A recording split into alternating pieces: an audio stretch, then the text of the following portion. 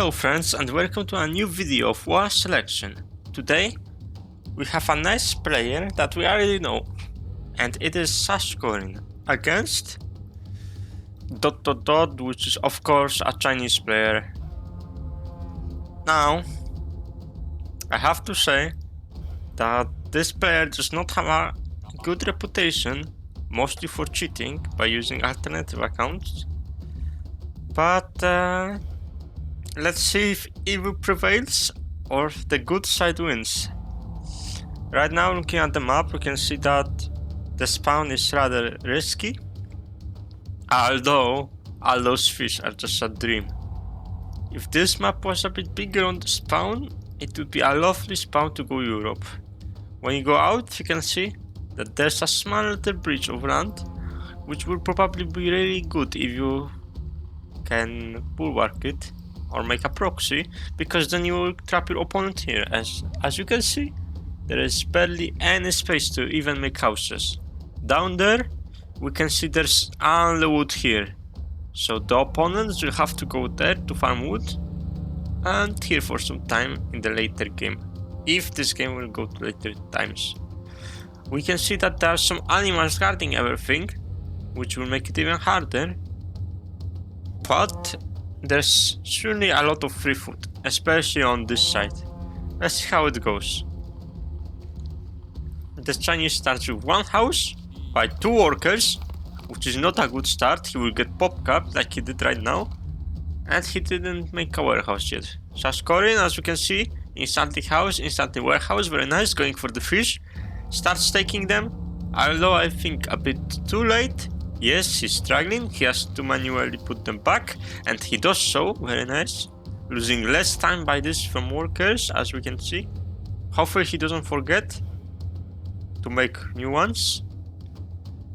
The starting outline is kinda bad, which is why he will have to make a new warehouse right here.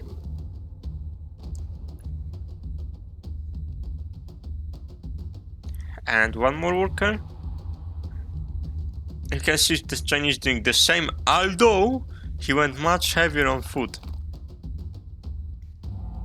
And he did forget about the workers. Now we can see his first mistake, besides this one. But fortunately he didn't totally forget about it.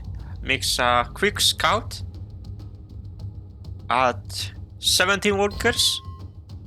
This will be 18, yes, 17 workers for his scout. I mean, it is the second scout, but it's the first scout you make. And probably, yes, there we go, first aggressive play from the Chinese, making a stone cutter, which I am sure is a bad decision because, yep, almost no wood. Having only 6 workers on wood isn't too nice, and it's not like he can use all of those fishes.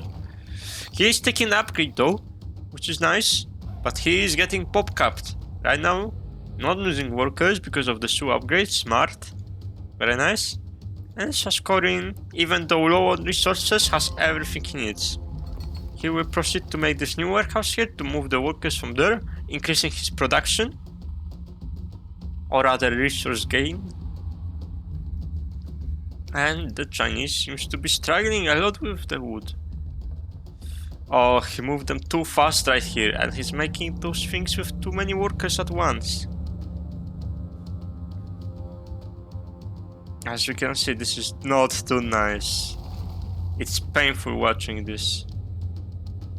Now we can see him going forward, which is rather cocky and ambitious, knowing that he has no wood and surely less workers. But at least the food is there. As long as he can maybe move some workers from here to here, he can make it. Which is Sashkorin now. His resources are pretty good. Got some buildings, got some houses, very nice. Did not forget about the workers. And you can see already he's planning his outcome. Barely missing the tiger. And the Chinese player stumbling on some animals, which is, I mean, it's obvious because there's a lot of animals here. Although we have to keep in mind that he only has 4 workers here, which will make his building time a bit slow. Looking at his resources, he does have some wood now, and way too much food for what he needs. But he should start making stuff right now, and he is. Well, we cannot see the fog of war, but Sashkorin might not see this yet. Depending on his scouting, I'm pretty sure he should be able to see this because his scout was somewhere here. But maybe he will not. And this is a strategy that this same Chinese makes. Just keeping on creating new houses in the front line. Never do this. This might sound good because you instantly get your pop, but I mean you have your workers at your base. And he's not making workers for some reason. And if you do this here and the enemy just rushes you with bulwarks, which I do very often with workers, you just lose 2 houses for no reason and most likely get pop capped. Now we can see that Sashkorin tries to defend well, but I think he also should bring more workers here. He does have 6 actually, which is pretty okay. I take my word back, I eat them up. And right now he should focus on making bulwarks outside, not inside. Making bulwarks inside will be hard for him to maintain. Remember, if your bulwarks are inside of your proxy, of your base, anywhere, they are always easier to go through. Even if it doesn't feel like it, if you make your bulwarks in front of your proxy, it will always scare the enemy off. Why? Because obviously they have more range. And they block, which slows down units, and they just look scary. It's like a simple nice trick that most players don't know about. That's why I guess most players, if you make bulwarks like this but on your side, it scares them off. But as you can see, there was some bad management from Sashkorin. We'll lose those resources. Doesn't have max houses, even though he has a lot of wood. And lost 2 workers, which is kinda unfortunate. But looking at the worker count, we can see that he's already winning by a lot against the Chinese. All he has to do right now is simply defend. And if he wants to, he can always put some warriors back there and just destroy all of this. I don't see a reason for those houses. They almost seem like he's trolling. Sure, those bulwarks are okay, but at the same time, like I said, all he has to do is defend. And he does have the slingers to defend with. Let's speed it up just a bit. Looks like he's making fighting pits now. Probably will be making macemen. Yes, the resource is already out, and he is making macemen. Looking at his upgrades, he did take all of them. Although still not producing workers, and the eco could use some help, especially here. He seems to be doing alright so far, due to Sashkorin not playing aggressive enough. And I know, playing aggressive at defense may sound weird, but in this game you gotta do everything aggressive, even defending. That's why you need to always have everything ahead of yourself. He should probably also take a bit of slingers, like half of them, and even try to snipe those workers, because killing just one worker will make all of his proxy wars much worse. You can see that he's a bit struggling with food due to not having a lot of workers on it. He should use some more. And the Chinese will probably spread out to gain some more fish out of his base. You can see that his resources are pretty much better than Sashkorin's, because even though he has low wood, he doesn't need it quite that much. For some reason he wants to put bulwarks here. And Sashkorin is doing pretty bad right now. Those workers are going to their death, probably just the AI freaking out as always. And voila, we are in Bronze Age. All he has to do right now is get the pop upgrade and spam so much army the Chinese will just not be able to take this. As we can see, he has no town hall, which will basically not let him have food for the entire game if he doesn't make it soon. And this is a small tip to know when you play against Chinese. Basically, they focus all of their strength on army. What that means is that they will be always late to age and always low on workers. If you can just slightly focus those workers and defend, you will simply win the game by time.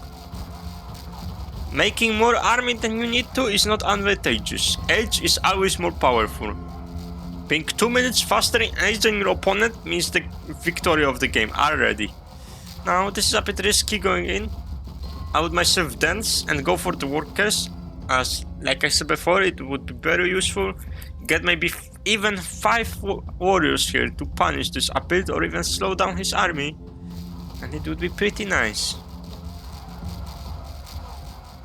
This pesky tiger seems to be a bit annoying, but shouldn't be nothing not able to take. Those towers will surely be helping, and macemen are coming, but right now there's simply not enough mass. Let's check his resources, and 0, almost 0. As you can see, he's very much struggling and doesn't even have full houses. Why? Because he just overdid it. This is way too much for how less workers he has. Practically he didn't even make any workers from the start of the game. It's just about 21 against 57. It's obvious that even with a bigger army, not for long though, because of the pop upgrade, he is not going to be able to win. Because all you have to do is defend until the game is over. Even though sashkorin might have forgot to make workers here, or at least take the vision upgrade, to be honest, at this point it should be over. Those workers may not be enough to upkeep the food production. They will help a ton. He should really take care of this. They are going at it again, but it will not be enough. Simply... oh, this is just a carousel of emotions. Yes, he split the army right now. He should have split it from the beginning. Uh-oh. This is looking risky, but won't change a thing. Let's not worry about this. The workers came back to their food source. The wall will be there soon. Just gotta fix this one element. And I think it might be over soon. This was a pretty fun game, even though it was short. It was still packed with action. You can see 2 different game styles. One defense, with a bit of pressure of course, and second one, just pure aggressiveness. And that was it. 60-minute game, not too long, but very nice. I myself enjoyed it a lot. We could see everything we needed. And what else could be done in this game? Like I said, sashkorin, he should have placed some more bulwarks in the front to not let his workers make so much bulwarks around him. He, the Chinese, should get some more workers, obviously. 21 just wasn't cutting it, and cover all of this with bulwarks, not only here. At the same time, he shouldn't be risking so much with cuts, and sashkorin obviously should put some warriors behind, or at the start even rush this with workers, as workers can defeat an proxy with some well-placed bulwarks and then just deal their huge melee damage to houses and buildings, which is 7. It's quite a lot. Or he could just simply sneak those warriors here or here. Since let's be honest, 4 bulwarks is not enough, and he didn't even have those 3 bulwarks until later in the game. Very well done from both players. Even though one is considered a cheater, if he stops, I think he might have potential.